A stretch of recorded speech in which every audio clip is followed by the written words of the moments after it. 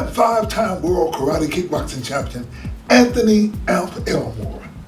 I want you to see a picture of me in my Hamilton High School yearbook 53 years ago in 1971. I led the first 18-year-old voter registration in the state of Tennessee. Now, look at this picture of me in 1972. I was a singer in a band, and look at me in this 1972 picture at Elmore College with Queen Mother Moore, a civil rights legend and figure who goes back to Marcus Garvey movement. Now, I want you to move up to 1980. What it takes. I can kick, and I'm willing to do whatever it takes to be the champion, and I will be the champion someday. I want you to move up to me being a world kickboxing champion. Now, in 1981, I was the first person to bring ESPN to Memphis. And in 1982, I won the Professional Karate Association World Heavyweight title right here in Memphis. Now, also, I want you to look at a quick clip of me in 1983, whereas I originally met with Mayor Wyatt Chandler in 1981 because I was the first person to bring ESPN to Memphis.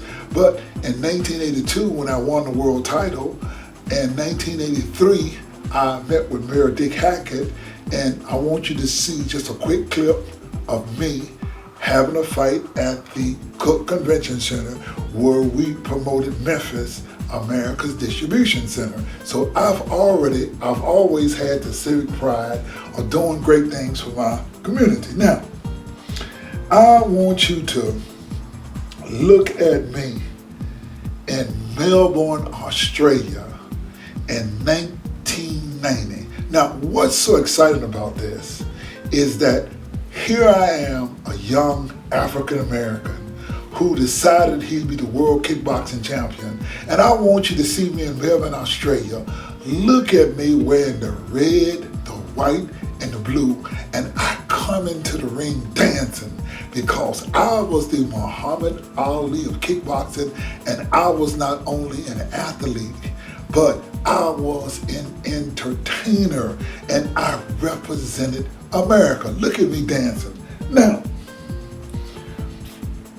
I am the father of independent filmmaking in Memphis. In other words, I am the father. I am the first person to write, produce, direct, and star in a major motion picture in Memphis. Now, the sin that I made is that because I am black, because I'm African American, I did something that no white man had ever done. You see, in Memphis, Tennessee, no one had ever made a movie. Memphis did not have a 35mm film camera. Memphis did not have a lab to develop film. They didn't have anybody that ever made a movie. So what I had to do, I had to go to Atlanta, rent film equipment. I hired a black film crew, and I wrote, produced, directed, and starred in the first independent film in Memphis film history. Not only did I make the first independent film in Memphis film history, my 1988 movie, The Contemporary Gladiator, is the first kickboxing film in world film history. So, but in Memphis, Tennessee, they used white supremacy, racism, and black-on-black racism not to let the public know that it was a black man from Memphis, Tennessee, right here in this house in the community of Orange Mound. We became the father of independent filmmaking in Memphis. Now, Memphis, Tennessee has the largest black populated city in America, whereas Memphis does not have a Black History and Culture Museum. If you Google the words Black Memphis History, Memphis purposefully and conveniently obscure Black Memphis history. See, I want you to see a picture of this African American male, Lee Harris. And the reason I want you to see the picture of Lee Harris is because In 2019, they had a program to bring your soul. And I was not allowed to be an official part of the bicentennial celebration, even though I'm a 5-time world kickboxing champion, even though I'm civic minded, even though I do everything they say to do in America, but because I made the first to make a black film, I was the father of independent filmmaking in Memphis, they purposely marginalized me and they erased the history. And secondly of all, they did not want me to tell the story of Memphis Black Memphis history. You see, now this is what happens. See, look at this 1905 picture where it's 10,000 white people out there unveiling the statue of the father of Klu Klux Klan, Nathan Bedford Forrest. You see, the Forrest biographer wrote, "Coloreds have been suddenly emancipated and even invested with a certain authority.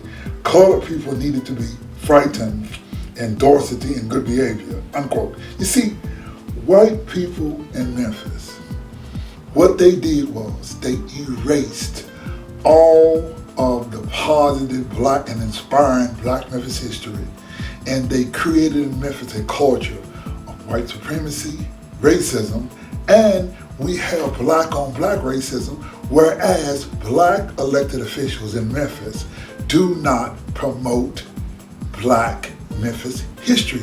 That's why if you Google the words Black Memphis history, it does not come up. But what we're doing, we are changing that because we created a website called blackmemphishistory.com. You see, in 1992, when Dr. Harrington got elected, they asked Dr. Harrington, or we asked Dr. Harrington, was he going to be like Maynard Jackson to do set-asides so we black people can level the playing field? Mayor W. Harrington said, "I am not in the business of making black millionaires." And he did not. He did not use his function and authority as a mayor to help black people to level the playing field, whereas what we have is an economic disparity in Memphis, Tennessee. Now, let's get down to the end here. You see, let me explain. You see, Anthony Elmore was shut out of Memphis filmmaking, and he was shut out in being a part of the bicentennial celebration. However, because I'm a filmmaker, filmmaking is the most powerful art form in the world. And there's a joke. If you want to hide history, put it in a book. Now, what we are filmmakers in that we tell a story. See, filmmaking involves all of the art forms. There's art, there's music, there's song, there's science, there's culture, there's everything can be put into a movie to tell a story. And so we are in a powerful position. So what we did was we created the website. It's called blackmemphishistory.com, and enjoy the website. Thank you very much.